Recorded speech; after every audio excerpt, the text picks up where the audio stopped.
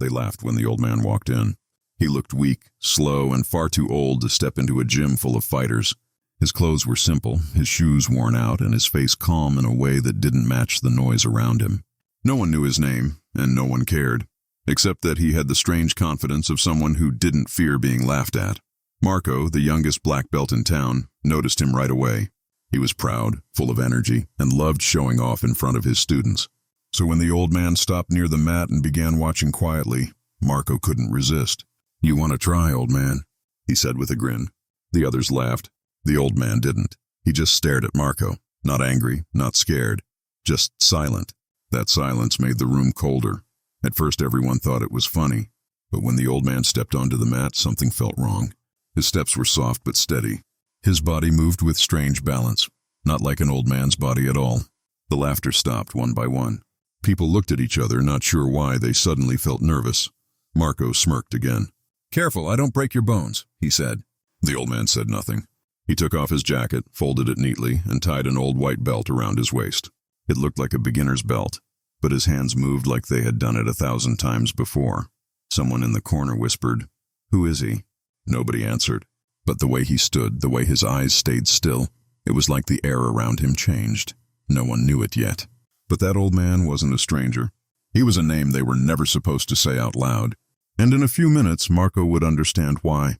The gym sat on the edge of a small Italian town, just a short walk from the sea. You could hear waves hitting rocks outside and smell the salt through the open window.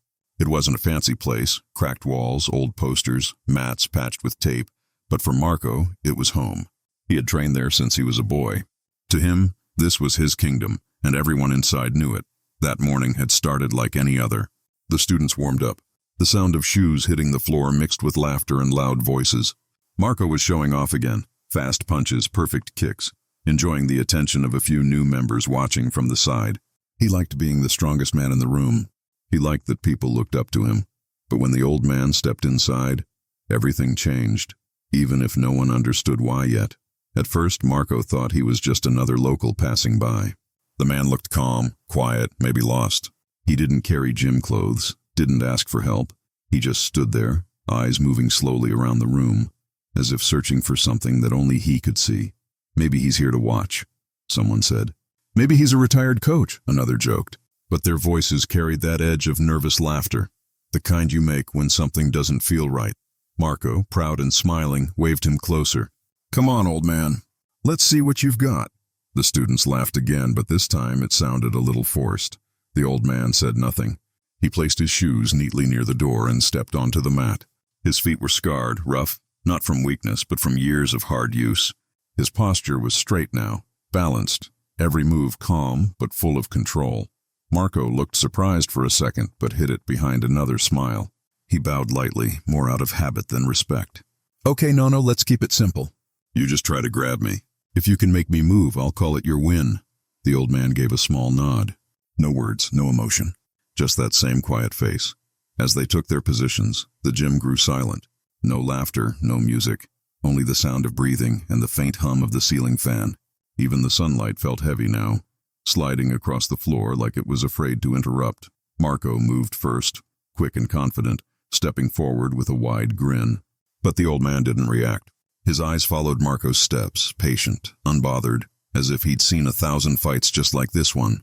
When Marco's hand shot out to grab his shoulder, the old man shifted, only a few inches, and Marco's hand missed completely. It looked like an accident, so Marco tried again, this time faster. The same thing happened, a small, almost invisible movement, and the old man wasn't there anymore. The students chuckled nervously. "Lucky dodge," someone said. Marco smiled too, but his jaw tightened. He moved again, faster, stronger, louder. But the old man moved even less. One turn of the hip, one soft step back. And somehow Marco was off balance. He blinked, confused. This wasn't funny anymore. The old man looked at him calmly. There was no pride, no fear, just experience. Marco felt his heart start to race. He didn't know why. In the corner, one of the older students leaned closer to another. "Look at his stance," he whispered. "That's not random." He stopped mid-sentence. His eyes locked on something. A mark on the old man's wrist. It was a faded tattoo, almost hidden under his sleeve. 3 small letters. CD. The student's face turned pale. He didn't say another word. Marco didn't notice. He was too focused now, too proud to stop. He stepped back, raised his fists. "All right," he said. "No more games." The old man slowly raised his hand, open palm, like he was calming a child. Then softly he spoke for the first time. His voice was deep, rough, but quiet. "Respect the mat, boy. It remembers more than you do." The whole room froze. The words didn't sound like a warning. They sounded like truth. Marco laughed nervously, trying to hide his unease. "All right, Nono, show me what the mat remembers." He moved again, this time full power. But before anyone could blink, the old man's hand shifted. His foot turned slightly, and Marco hit the floor, hard. No one saw what happened. It was too fast, too clean. Even Marco didn't understand it. He looked up, stunned, his pride cracking for the first time. The old man stepped back, calm as ever, and said softly, "Strength means nothing if it comes without control." The students stared, unsure whether to clap or stay silent. No one laughed now. Marco stood, his face red with anger and confusion. "Who are you?" he asked. The old man looked at him, eyes gentle but tired. He didn't answer. He simply turned toward the window where sunlight touched his face, and for a moment, everyone saw the scar near his temple, deep, old, like it had a story of its own, and for the first time that morning, the room felt different, like something ancient had woken up in that little seaside gym. The air inside the gym felt heavy now. The laughter that had filled the room only minutes ago was gone. You could hear the waves outside again, crashing softly against the rocks, as if the sea itself had gone quiet to listen. Marco got back on his feet, trying to laugh it off. "Lucky move," he said, forcing a grin. But his voice shook slightly, and everyone could hear it. The old man didn't smile. He simply adjusted his stance again, calm, balanced, and waiting. Nobody moved. The students standing near the wall didn't even blink. They had never seen Marco look uncertain before. He was their best fighter, fast, skilled, and proud. But now he looked like someone who had lost control without understanding why. He rushed forward again, throwing a quick kick toward the old man's chest. The sound of his foot cutting the air echoed sharply through the room. But the old man turned just a little, and Marco's leg met nothing but air. In the same motion, the old man's hand brushed Marco's shoulder, and somehow Marco lost his balance again. Stumbling backward, hitting the mat hard, there was no force, no aggression, just precision. A few of the students exchanged looks. One whispered, "He's not normal." Another said softly, "Did you see his eyes? He doesn't even blink." The old man reached down and offered Marco a hand to stand up. Marco hesitated, pride burning inside him. But the hand stayed there, steady and patient, until Marco finally took it. The grip was strong, not the strength of muscle, but of someone who had lived through harder things than fights.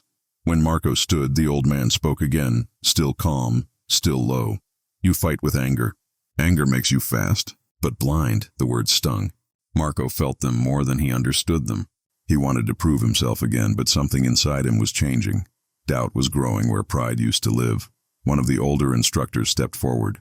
"Sir," he said carefully, "have we met before?" The old man didn't answer. He only gave a short nod and looked back at Marco. That's when another man, a visitor sitting in the corner, quiet until now, stood up slowly. He was in his 50s, a heavy coat on his shoulders, gold ring on his finger. His face had gone pale. He pointed toward the old man's wrist. "That tattoo?" he whispered. Everyone turned to look. The old man's sleeve had lifted slightly as he moved, showing the faded letters again. CD, carved into the skin long ago. The man in the coat stepped back. His voice trembled. "That's Carlo De Luca." A few heads turned, confused. "Who?" someone asked. The man swallowed hard. "They used to call him the Ghost of Palermo." The gym went dead silent.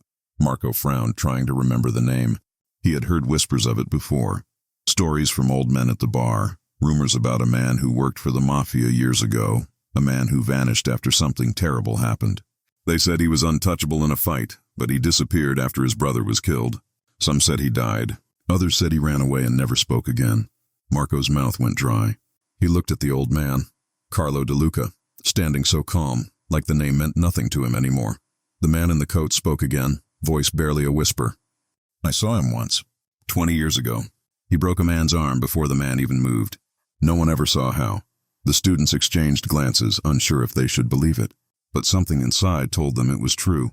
Marco took a deep breath. "You think I'm scared of stories?" he said, trying to sound strong.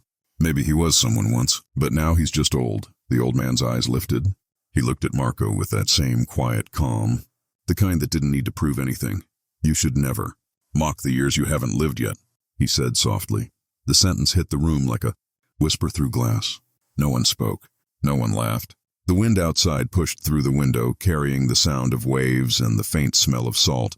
Then the old man stepped forward. One small step. The mat creaked under his bare foot.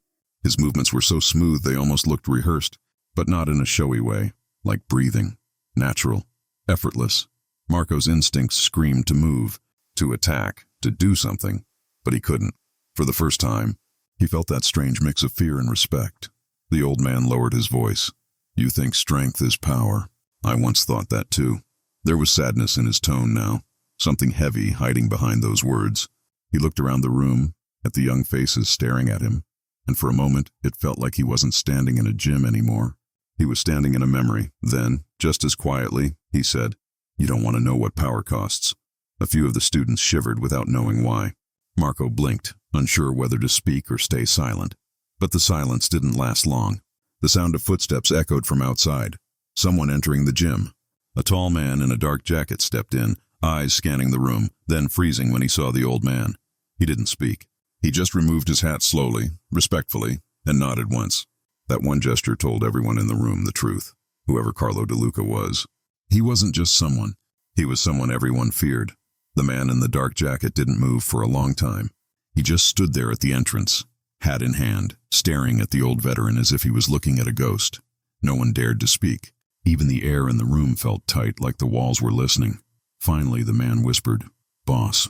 They said you were dead. Every word hit like thunder. Marco froze, unsure if he heard it right. Boss? The old man, Carlo, slowly turned his head toward him.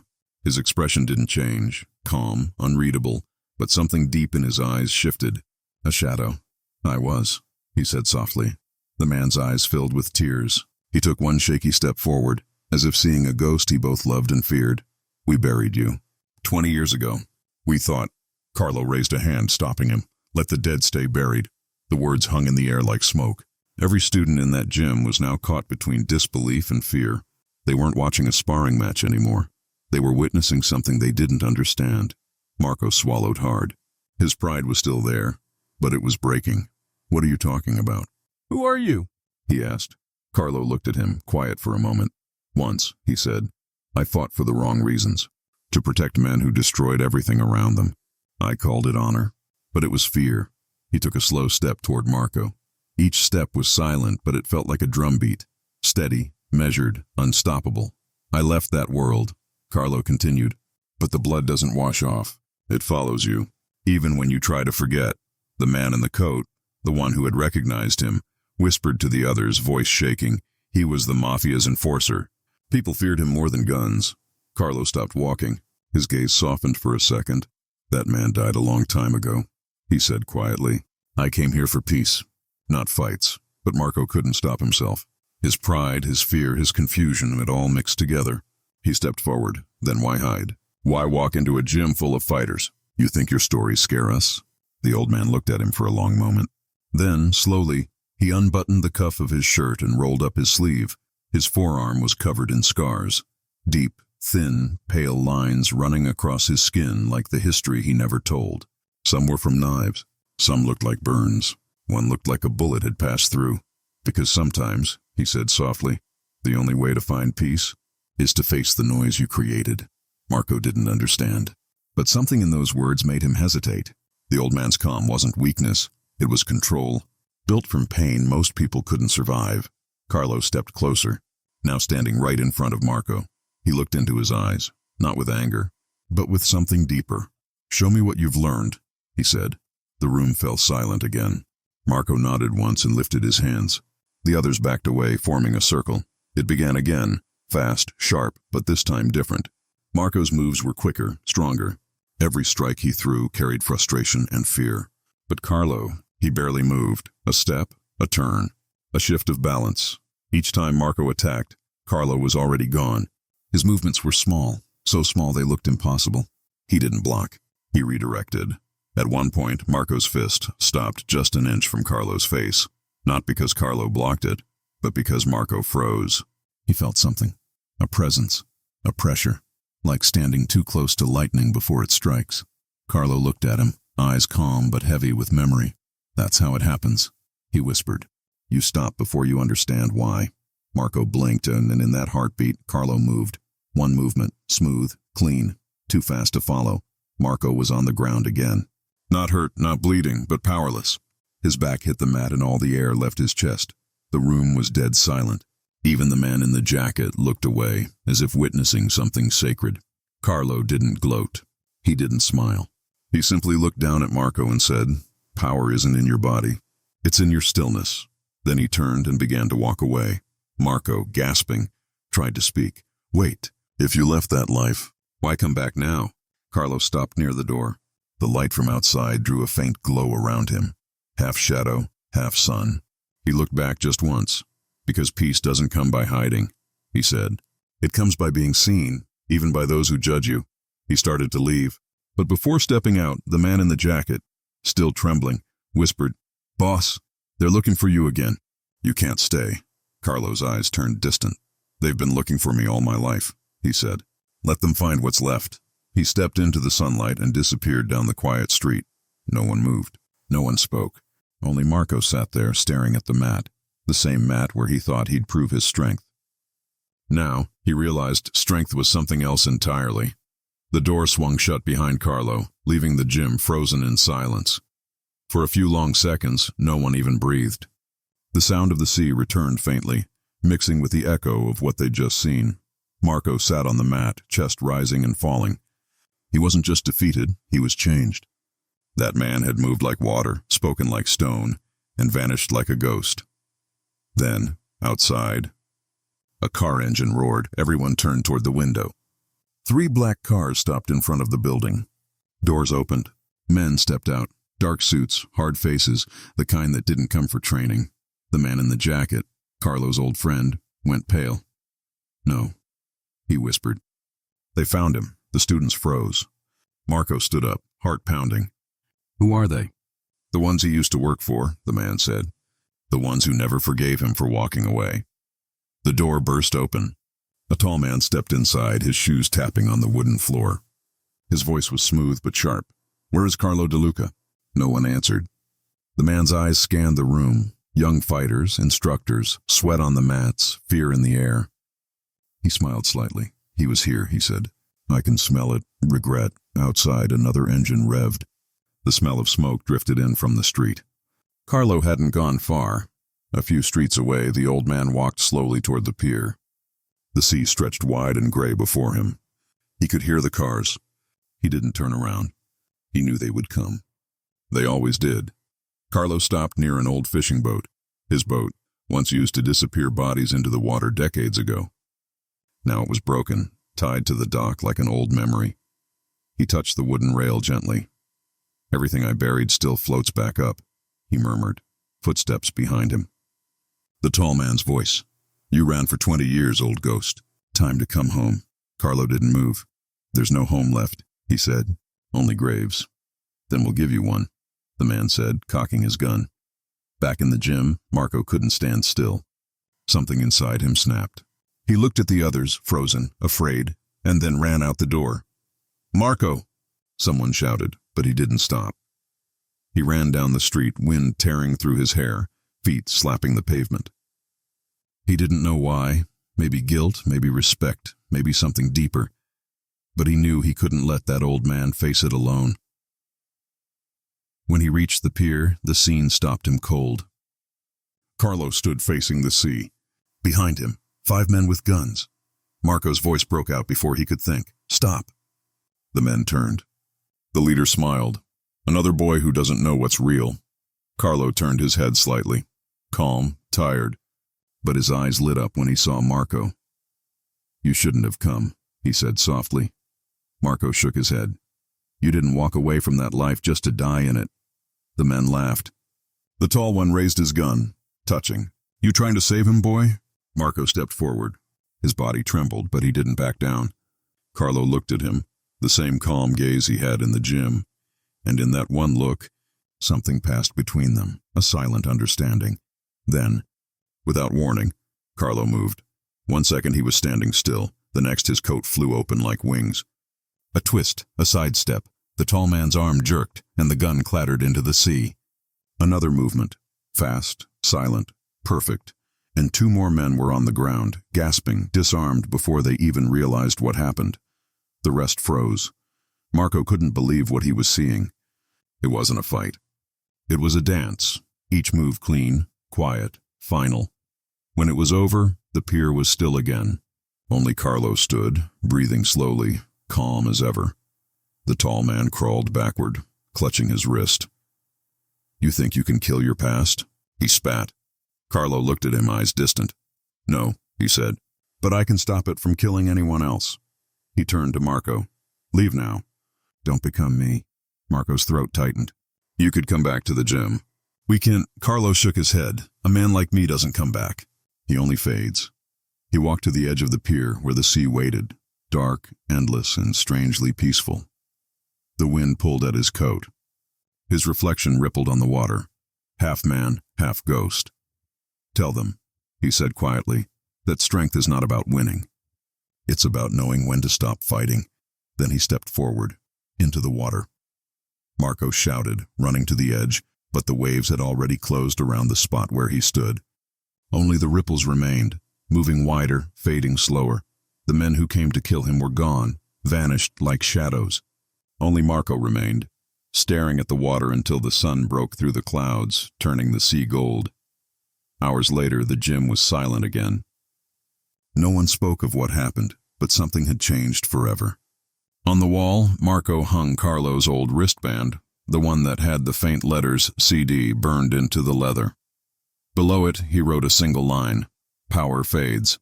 Respect remains." Every student who entered after that stopped to read it. No one ever mocked a stranger again.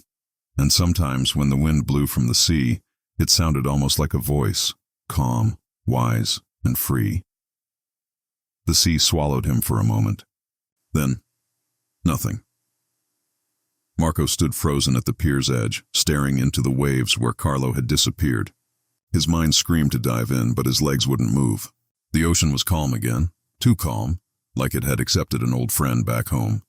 The world around him blurred, the sound of the wind, the cries of the gulls, the faint sirens in the distance. Everything felt slower, heavier. Then, a splash. Marco gasped. A hand broke through the surface of the water, trembling, gripping the rope tied to the old boat. "Carlo!" Marco ran forward, grabbing the rope, pulling with all his strength. The old man rose from the water, coughing, soaked, but alive. His breath came slow and broken. But his eyes... Still calm, Marco pulled him up onto the pier. "You're alive," he said, panting. Carlo looked at him, a weak smile touching his lips. "I told you, not all ghosts stay dead." Behind them, the sound of engines roared again. The men who had run off were returning. More cars, more guns, more danger. Marco turned. "We have to go!" Carlo shook his head. "If I run again, someone else will pay the price." He pushed himself up slowly, body trembling, but his stance still firm. That same balance, that same stillness. Marco grabbed his arm. "You can't fight them all!" Carlo looked at him, and for the first time a spark of fire returned to his eyes. "I don't need to." The car stopped at the edge of the pier. Doors slammed open. Men poured out, armed, shouting, spreading in a half circle around them. Their leader, the same tall man, pointed his gun again. "You had your chance." "Old man." Carlo stood straight, the ocean wind whipping through his wet hair. He didn't blink. He didn't flinch. "You came here to kill a ghost," he said softly. "But ghosts don't die." "They remind," the tall man sneered. "You think you scare us?" Carlo took a step forward. "No," he said. "But I can make you remember why you should have stayed children." And then, it began. The fight wasn't loud. It was precise, like a storm moving through silence. Carlo moved between them like time itself had slowed. A turn, a strike, a breath. The first man dropped his gun. The second fell before he could fire. The third froze mid-step, staring at the old man's eyes, and lowered his weapon without knowing why. The tall man backed away, shaking. "You can't fight us all." Carlo's voice cut through the chaos, deep and calm. "I'm not fighting you. I'm freeing myself." Marco watched, eyes wide, heart pounding. Each move was a lesson, not in violence, but in control. In the silence between movements, you could almost hear a heartbeat that wasn't just his. Then, a gunshot. The sound cracked the air. Marco flinched. Carlo stumbled, a red bloom spreading across his shoulder. The tall man was holding the gun, hand trembling, eyes full of both fear and triumph. "You're done, old man," he hissed. Carlo didn't fall. He looked down at the wound, then back up, his voice steady as always. "I've been done for years." He stepped closer. Another shot, missed. Carlo reached him in a blur, disarming him with one hand and grabbing his collar with the other. Their faces were inches apart. "You want to know what power is?" Carlo whispered. "It's walking away and letting them live." He let the man go. The gun dropped into the sea. The others, silent now, slowly lowered their weapons. One by one they backed away. The tall man looked around, realizing he was alone. Fear finally filled his eyes. Carlo turned toward Marco, blood soaking his sleeve. "You see now?" he said softly. "Strength isn't what you do to others. It's what you stop yourself from doing." His legs gave way. Marco caught him before he hit the ground. "Don't talk," Marco said. "I'll get help." Carlo smiled weakly. "Don't waste time on me. Use it better than I did." The wind picked up again, carrying the smell of salt and gunpowder. Carlo's eyes lifted toward the horizon, calm, clear, endless. "Funny," he whispered. "I came here for peace. And I found it." His hand slipped from Marco's grasp, landing softly on the wooden pier. Still, Marco froze. He wanted to scream, but no sound came out. Only the sea spoke, gentle waves brushing against the pier, whispering like old memories. The men had disappeared. The cars were gone. Only Marco and the body of the man who once terrified the world remained. He sat there until the sun began to rise, pale gold over the water, painting Carlo's face in light. That morning, the police came. They asked questions, searched the area, took the body away. But Marco didn't say much. He only said one line. He wasn't a killer anymore. He was just a man trying to be free. When they left, Marco returned to the gym. It was quiet, filled with the smell of sweat and memory. He walked to the wall where old medals hung, cleared a space and placed something there. Carlo's wristband, still wet with seawater. Then he wrote underneath it, "A man's power is not in how hard he hits. It's in what he chooses to forgive." Weeks later, the story spread. People came from other cities to see the gym, not to fight, but to learn. They called it the Ghost's Dojo, and every evening, Marco would stand at the window facing the sea. Sometimes he swore he could see a figure on the pier, calm, quiet, watching the waves. Never fully there, but never truly gone, because some lessons don't end when the teacher leaves. They live on in every heartbeat that still remembers them. The sea was calm again. Days passed, but in the town by the coast, people still spoke in whispers about that morning, about the old man who fought like wind and vanished like smoke. The police called it self-defense. Reporters called it a mystery. But the ones who saw it, they called it respect. At the gym, the world moved slower now. The laughter had returned, but softer, humbler. No one mocked anyone anymore. The mat that once echoed with ego now carried quiet footsteps, careful voices, and bowed heads. Marco ran the classes differently. He stopped shouting commands. Instead, he spoke like Carlo, calm, patient, precise. Sometimes he'd pause in the middle of a drill and say, "Balance isn't just for fighting. It's for living." His students didn't fully understand, not yet, but they listened. They could feel the weight in his words, like they came from a man who had seen something no one should. At the far wall of the gym, Carlo's wristband still hung under the quote, "A man's power is not in how hard he hits. It's in what he chooses to forgive." Every new student who entered stopped to read it, and every one of them asked the same question, "Who was he?" Marco always smiled, a small, distant smile, and said, "Just someone who finally stopped fighting." But some nights, when the gym was empty and the sea breeze slipped through the windows, Marco would sit on the edge of the mat staring at the door, almost expecting the old man to walk in again, quiet, calm, hands behind his back, and sometimes he swore he heard it, that soft voice again. Power fades. Respect remains. Months later, a letter arrived. No name, no return address, just a simple white envelope. Inside was a single photo, faded, taken long ago. Carlo stood beside a younger version of himself, wearing the same wristband, the same calm eyes. Behind them was a small house by the sea, the same pier, On the back, in neat handwriting, were just 4 words. The sea forgives everything. Marco stared at the photo for a long time. He didn't know who sent it. Maybe one of the men from that night. Maybe someone from Carlo's past. Maybe no one at all. He placed it under the wristband on the wall. Side by side, 2 memories keeping each other company. Years passed. The gym grew. Students came and left, carrying Carlo's words far beyond that town. And slowly the legend spread, about an old man who once entered a dojo, quiet and forgotten, and changed everyone without saying much at all. They called him the ghost teacher, but for Marco, he wasn't a ghost. He was the man who showed him that strength isn't noise. It's silence. It's control. It's peace after chaos. One evening, as the sun dipped low over the sea, Marco locked the gym and walked to the pier. The same spot where it had all ended. The air was warm. The waves glowed orange under the light. He stood there for a long time, eyes on the horizon, and said softly, "I hope you found your peace, old man." A soft wind brushed past his shoulder, and for just a second he thought he heard a quiet laugh, the kind that comes from someone who's finally free. He smiled, then he bowed, not to a person, but to the lesson, and when he walked away, the sound of the sea followed him, whispering like a memory that would never fade.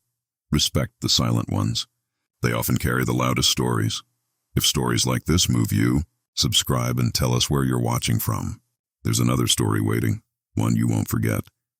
Years later, the town had changed. The gym had a new name now, Dojo del Mare. The Sea's Dojo. The paint was new, the mats were fresh. But one thing never changed, that old wristband on the wall. Still tied beneath the quote, "People came from faraway cities to train there." Some said they came to learn martial arts, but most came to feel something, the strange, calm energy the place carried. Marco had grown older now, the hair silvering at his temples, his eyes quieter than before. When he spoke, students listened, not because of his strength, but because of the stillness behind his words. One afternoon, a boy of about 16 entered the gym. Nervous, curious, full of pride. He said he'd been in fights before. He said he wanted to be strong. Marco looked at him, really looked, and for a moment he saw himself from years ago. Young, loud, full of something he mistook for power. He smiled softly and said, "Then first, you must learn when not to fight." The boy frowned. He didn't understand, but Marco didn't explain. He just placed his hand on the boy's shoulder and led him to the mat. "Let's start with balance," he said. Not the balance of feet, but the balance of heart. And as the boy trained, falling, getting up, sweating and learning, Marco saw something change in him, the same way Carlo had once changed him. That night, when everyone had left, Marco stayed behind. He cleaned the mats like he always did, then walked up to the wristband. The moonlight from the window hit it just right, like a spotlight on an old memory that refused to fade. He whispered, "Your lesson didn't die, old man. It just found a new home." Then he turned the lights off and stepped outside. The sea breeze hit his face, soft, familiar. He looked toward the pier where it had all ended. This time, he didn't see ghosts or shadows, only peace. He finally understood what Carlo had meant when he said, "Power fades. Respect remains," because now Marco was living proof of it. Weeks later, a new student walked into the gym. He stopped by the wristband and asked, "Sensei, who is this for?" Marco smiled, the same small, knowing smile he'd given so many times before. "For a man who taught me everything I didn't want to learn." The student looked confused. Marco chuckled quietly and said, "Don't worry, you'll understand one day, when you stop trying to win." That night, Marco stood by the sea again. Waves crashed softly, the same rhythm as before, but this time they didn't sound like endings. They sounded like continuing, and for the first time he didn't feel like the story had finished. He felt like it was still being written, in every quiet fighter, in every bowed head, in every act of respect born from restraint. The legend of the feared Mafia boss had turned into something else entirely. He wasn't feared anymore. He was remembered not for what he did, but for what he chose not to do. Sometimes the greatest warriors leave no statues, no medals, no graves. Only lessons when passed from one heart to another, and if you listen closely, you'll still hear them. If stories like this stay with you, subscribe and share this one. Somewhere out there, another person needs to hear it tonight.